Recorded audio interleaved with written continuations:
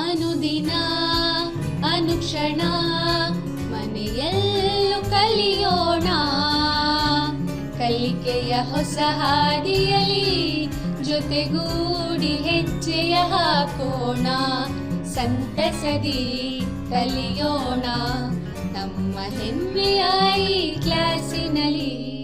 Yes, sir. Yes, teacher. Present, ma'am. नमस्कार विद्यार्थ्यांनो, मी Shrimati SV शिवने तुम्हाला शिकवत आहे इयत्ता 7वीच्या गणित विषयातील प्रकरण 8 प्रमाणांची तुलना. विद्यार्थ्यांनो, याच्या मागील 2 भागामध्ये आपण पाहिलेलं आहे की 2 राशींची तुलना करण्याचे 2 प्रकार. पहिला प्रकार म्हणजे गुणोत्तर. आठवतं ना विद्यार्थ्यांनो, गुणोत्तर म्हणजे काय? गुणोत्तर म्हणजे 2 राशींचा भागाकार. तर त्या 2 राशी एकमेकाच्या किती पट आहेत हे आपण गुणोत्तरामध्ये मांडतो. एकास 2 किंवा 2 3. आठवलं तुम्हाला विद्यार्थ्यांनो? त्यानंतरच्या दुसऱ्या भागामध्ये आपण पाहिलं तुलना करण्याची दुसरी पद्धत, ती म्हणजे शेकडेवारी. तर विद्यार्थ्यांनो, आज आपण पाहतोय शेकडेवारीचे उपयोग. पाहूयात तर शेकडेवारीचे उपयोग. तर विद्यार्थ्यांनो, प्रथम आपण पाहूयात शेकडेवारीचे कितीमध्ये रूपांतर. पाहूयात एक उदाहरण. एका वर्गातील 40 मुलांपैकी 25 मुलांना फुटबॉल खेळ आवडतो. तर किती मुलांना फुटबॉल खेळ आवडतो? पहा विद्यार्थ्यांनो, एका वर्गामध्ये 40 मुलं आहेत. त्या 40 पैकी 25% मुलांना फुटबॉल खेळ आवडतो. आता टक्केवारी म्हणजे काय? तुम्ही शिकलाय मागच्या भागामध्ये. टक्केवारी म्हणजे ज्या अपूर्णांकाचा छेद 100 असतो त्या अपूर्णांकाचा अंश म्हणजे टक्केवारी.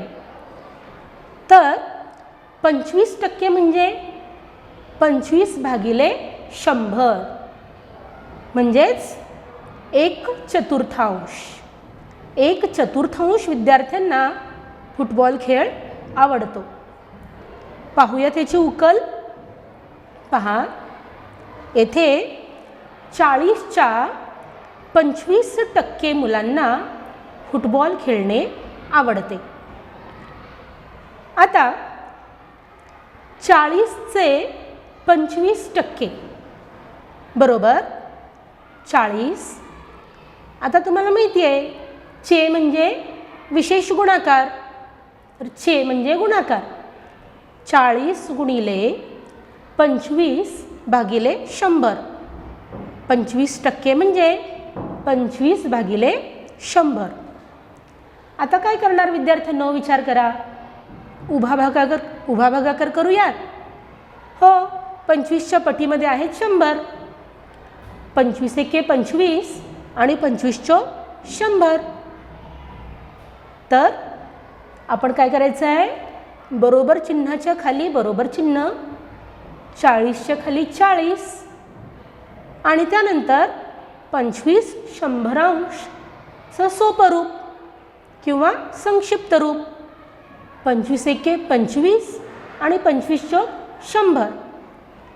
आता पहा विद्यार्थ्यांनो, 40 गुणिले 1/4. आता तुम्ही कोणता भागाकार करणार? बरोबर, तिरकस भागाकार. 40 आणि 4. तर 4च्या पटीत आहेत ना 40. 4 एके 4, 4 10 40. अशा रीतीने तिरकस भागाकार आपण करूयात. 4 एके 4, 4 10 40. आता अंशस्थानी काय आले? 10 गुणिले 1 बरोबर उत्तर आलं 10. याचा अर्थ काय विद्यार्थ्यांनो, की 10 मुलांना फुटबॉल खेळणे आवडते. समजलं तुम्हाला याचा अर्थ? वर्गात आहेत 40 विद्यार्थी, त्यांच्या 25% विद्यार्थ्यांना फुटबॉल खेळणे आवडते. म्हणजेच 1/4 विद्यार्थ्यांना फुटबॉल खेळणे आवडते. 40चे 1/4 म्हणजे किती? तर 40चे 4 भाग केल्यानंतर काय मिळते तुम्हाला? 10. याचाच अर्थ 40 मुलांपैकी 10 मुलांना फुटबॉल खेळणे आवडते. समजलं विद्यार्थ्यांनो?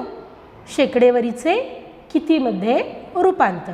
त्यानंतर विद्यार्थ्यांनो आपण पाहूयात गुणोत्तराचे रूपांतर शेकडेवारीमध्ये कसे करावे. त्यासाठी आपण घेतोय एक उदाहरण. आता इडली आवडते ना तुम्हाला सगळ्यांना? तर कधी तुम्ही आईला विचारलं आहे विद्यार्थ्यांनो की इडली बनवण्यासाठी कोणकोणते पदार्थ घ्यावे लागतात? तुम्हाला काही जणांना माहिती असेल की इडली बनवण्यासाठी तांदूळ आणि उडदाची डाळ घेतली पाहिजे, परंतु त्याचं प्रमाण माहिती आहे का? गुणोत्तर माहिती आहे का त्याचं? उदाहरणात दिलेलं आहे बघा. इडली बनवण्यास 2 भाग तांदूळ आणि 1 भाग उडीद घेतली पाहिजे, उडीद डाळ घेतली पाहिजे. तर त्या मिश्रणातील डाळीचे आणि तांदळाचे शेकडा प्रमाण किती? लक्षात आलं तुम्हाला विद्यार्थ्यांनो की उदाहरण काय आहे?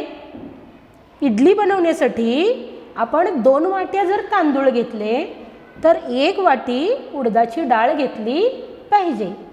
आता आपण पाहूयात त्या दोन्हीचे शेकडा प्रमाण. पहा, उकल. तांदूळ आणि डाळीचे गुणोत्तर 2:1. 1 पट उडीद डाळ तर त्याच्या दुप्पट तांदूळ. आता विद्यार्थ्यांनो 2 आणि 1 यांची बेरीज करा. 2 आणि 1 झाले 3. आता या 3 भागापैकी तांदूळ किती भाग घेतले होते आपण? तांदूळ घेतले होते 2 भाग, म्हणजे 3 पैकी 2 भाग तांदूळ. म्हणजेच मिश्रणातील 2/3 भाग तांदूळ आणि 3 पैकी 1 भाग उडीद डाळ. म्हणजेच मिश्रणातील 1/3 भाग उडीद डाळ. आता विद्यार्थ्यांनो आपण काढूया तांदळाचे शेकडा प्रमाण. म्हणजेच त्या मिश्रणातील तांदळाचे शेकडा प्रमाण. पहा, 2/3 भाग आहेत तांदूळ, तर आपल्याला पाहिजे शेकडेवारी, म्हणून आपण त्याला गुणायचं आहे 100ने. आता अंश आणि अंश 2 आणि 100 यांचा करा गुणाकार. तर अंशाच्या ठिकाणी आले 200, छेदाच्या ठिकाणी आले 3. आता विद्यार्थ्यांनो 200ला 3ने आपल्याला भागायचं आहे. चला तर मग घ्या पेन आणि वही. 200 भागिले 3 भागाकार करा. 3 एके 3, 3 संग 18. पुन्हा बाकी उरली 2, पुन्हा 3 संग 18. अशा रीतीने 66 आले आणि बाकी 2 उरली. तर बाकी 2 म्हणजेच अपूर्णांक आपल्याला मिळाला. पूर्णांक कोणता मिळाला? 66. आणि अपूर्णांक कोणता मिळाला? 2/3.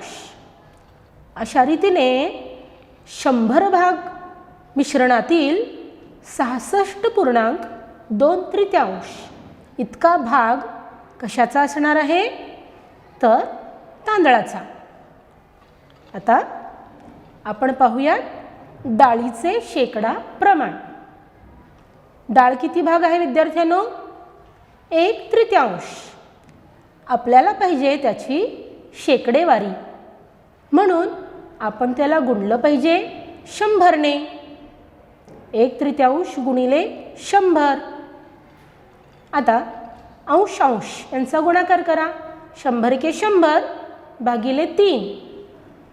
पुन्हा 100ला 3ने भागा. 3 त्रिक 9 आणि 3 त्रिक 9 33 आला आणि बाकी उरली 1. तर बाकी जी 1 आहे तिला 3ने भागायचं आहे, म्हणजे आपल्याला पूर्णांकातलं उत्तर मिळालं 33 आणि त्याचा अपूर्णांकी भाग मिळाला 1/3. यावरून विद्यार्थ्यांनो आपल्याला समजलं की त्या मिश्रणातील डाळीचं शेकडा प्रमाण आहे 33.1/3%. समजलं विद्यार्थ्यांनो? जेव्हा गुणोत्तर दिलेलं असतं तेव्हा त्याचं शेकडेवारीमध्ये कसं रूपांतर करायचं? त्यानंतर विद्यार्थ्यांनो आपण पाहूयात शेकडा वाढ आणि शेकडा घट म्हणजे काय. अनेकदा काही राशी वाढतात किंवा कमी होतात, तेव्हा आपल्याला जाणून घेण्याची इच्छा असते की ही वाढ किंवा घट शेकडा किती आहे. तर पहा, शेकडा वाढ किंवा घट म्हणजे संख्येतील बदल भागिले मूळ संख्या. म्हणजेच मूळ संख्येचं संख्येच्या बदलाशी असलेलं गुणोत्तर जे आहे त्या गुणोत्तराला आपल्याला गुणायचं आहे 100ने. म्हणजेच आपल्याला मिळेल शेकडा वाढ किंवा शेकडा घट. तर विद्यार्थ्यांनो जर आपल्याला शेकडा वाढ हवी असेल तर हे सूत्र काय रूप घेते? संख्येतील वाढ भागिले मूळ संख्या गुणिले 100. आणि जर विद्यार्थ्यांनो आपल्याला शेकडा घट पाहिजे असेल तर हे सूत्र काय रूप घेते? संख्येतील घट भागिले मूळ संख्या गुणिले 100. तर पाहूयात याच्यावरचं एक उदाहरण. पहा, एका देशातील निरक्षर लोकांची संख्या 10 वर्षामध्ये 150 लाखांपासून 100 लाखापर्यंत कमी झाली. तर ह्या घटीचे शेकडा प्रमाण किती? तर विद्यार्थ्यांनो काय दिलंय बघा, एका देशातील निरक्षर लोकांची संख्या जी 10 वर्षापूर्वी 150 लाख होती, म्हणजेच 150 लाख होती, आणि 10 वर्षानंतर ती झाली 100 लाख. म्हणजे निरक्षर लोकांची संख्या कमी झाली. तर कमी झाली म्हणजे घट झाली. तर आपल्याला पाहिजे आहे ह्या घटीचं शेकडा प्रमाण किती. तर पाहूयाची उकल. पहा, मूळ संख्या. मूळ संख्या म्हणजे काय? तर प्रारंभीची निरक्षर लोकांची संख्या ती किती होती? 150 लाख. आता 10 वर्षानंतर त्या मूळ संख्येमध्ये किती बदल झाला? म्हणजेच निरक्षर लोकांच्या संख्येत किती घट झाली विद्यार्थ्यांनो? 150 वजा 100 म्हणजेच 50 लाख. आता घालूया सूत्रामध्ये ह्या किमती आणि काढूया शेकडा प्रमाण. पहा आपलं सूत्र. शेकडा घट म्हणजे संख्येतील बदल भागिले मूळ संख्या गुणिले 100. तर विद्यार्थ्यांनो संख्येतील बदलच्या ठिकाणी तुम्ही काय घालणार? 50 लाख घालणार ना, आणि मूळ संख्येच्या ठिकाणी काय घालणार? 150 घालणार ना. पहा, 50 भागिले 150 आणि गुणिले 100. आपण दोन्ही ठिकाणी लाख लाख हे घातलेलं नाही आहे विद्यार्थ्यांनो, कारण दोन्ही ठिकाणी लाख लाख हे एकक आपण काय करू शकतो? कॅन्सल करू शकतो.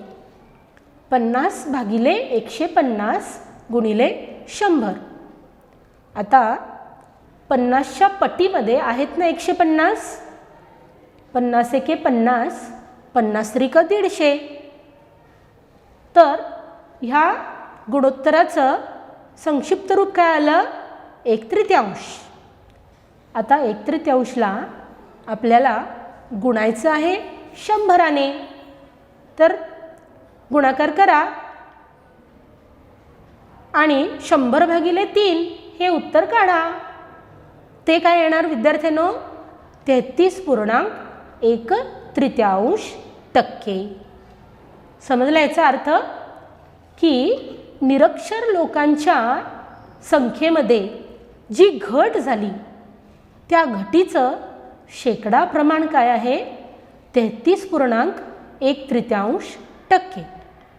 तर विद्यार्थ्यांनो, पाहूया आपण पुढील भाग, तो म्हणजे खरेदी आणि विक्री. तर आपण अनेकदा व्यवहार करतो खरेदीचे आणि विक्रीचे. तर पाहूयात, कोणतीही वस्तू विकत घेण्याच्या किमतीला त्या वस्तूची खरेदी किंमत असे म्हणतात. आपण तिला संक्षिप्तमध्ये ख आणि की असं दर्शवूया.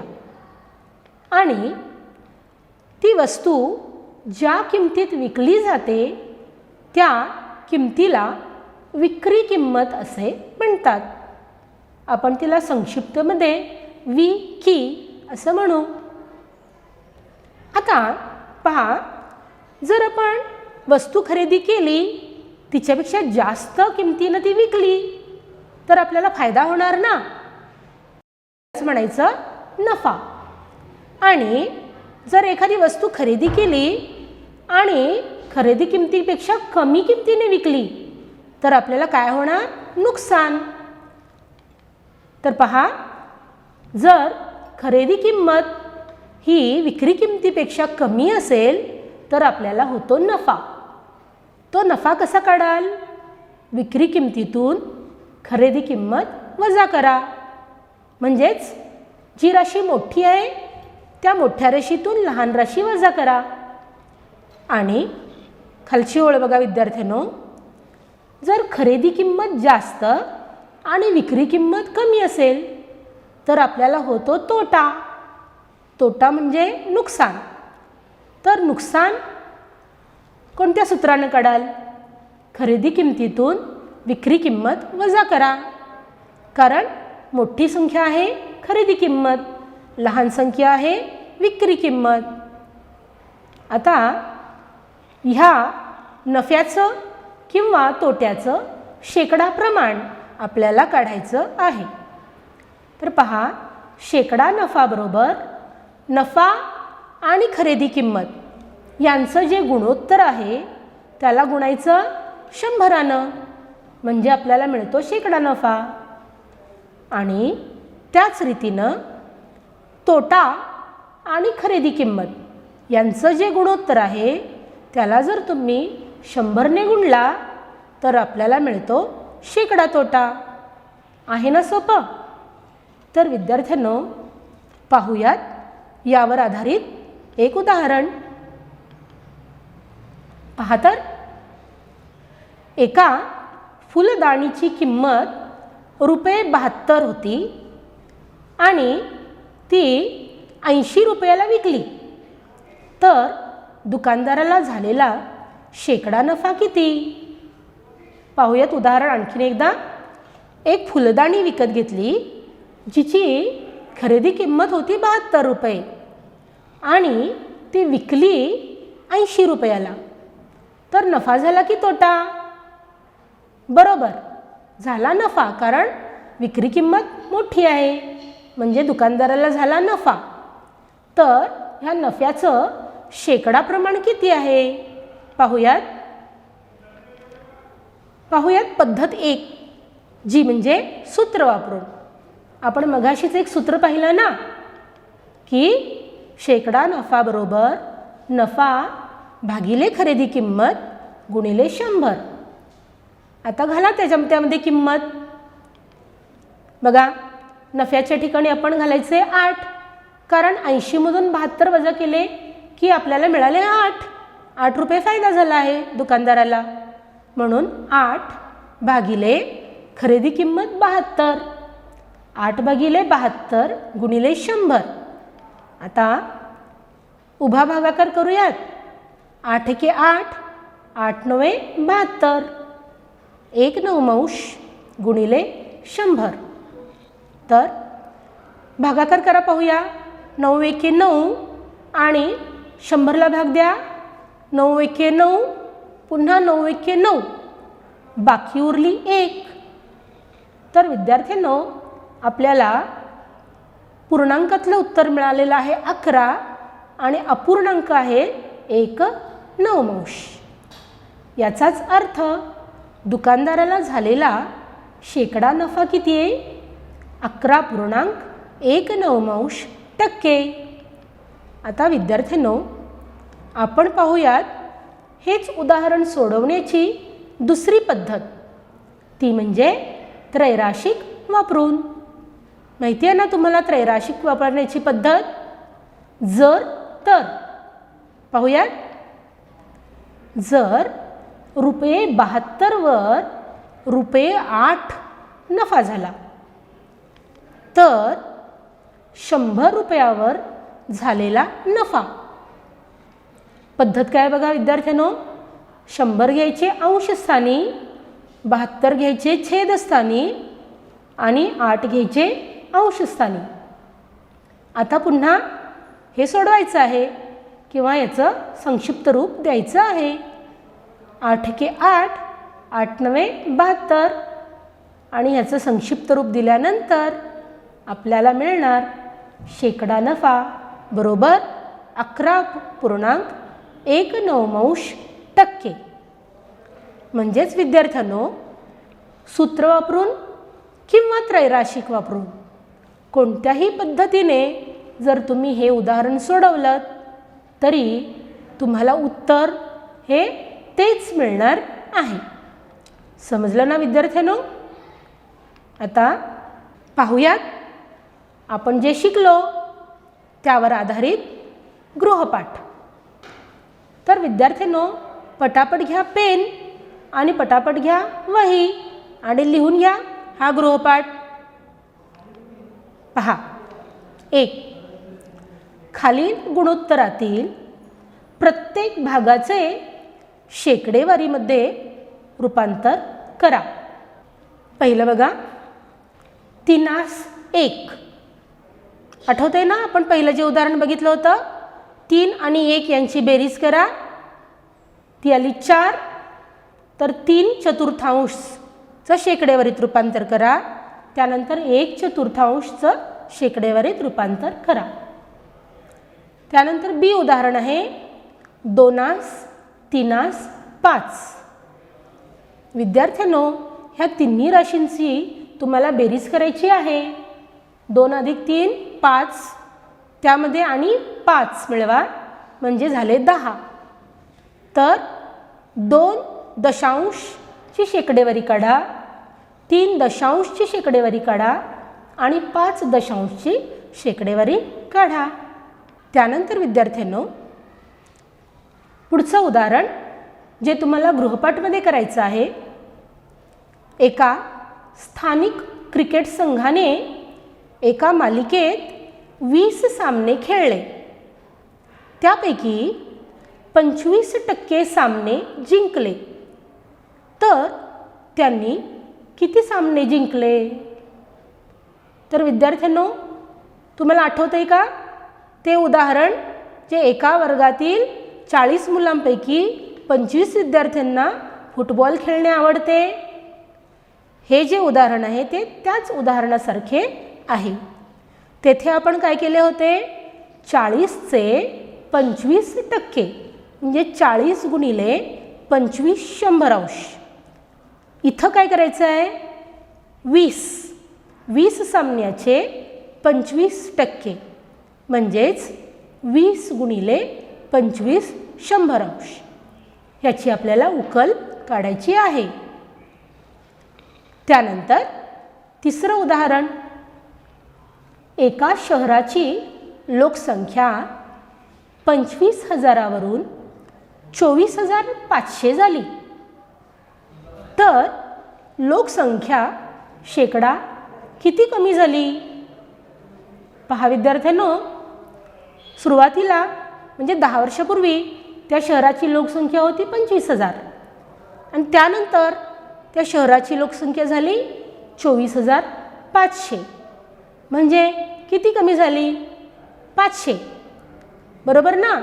25,000मधून 24,500 वजा करा तर किती कमी झाली? 500 कमी झाली. आता मूळ संख्या किती होती?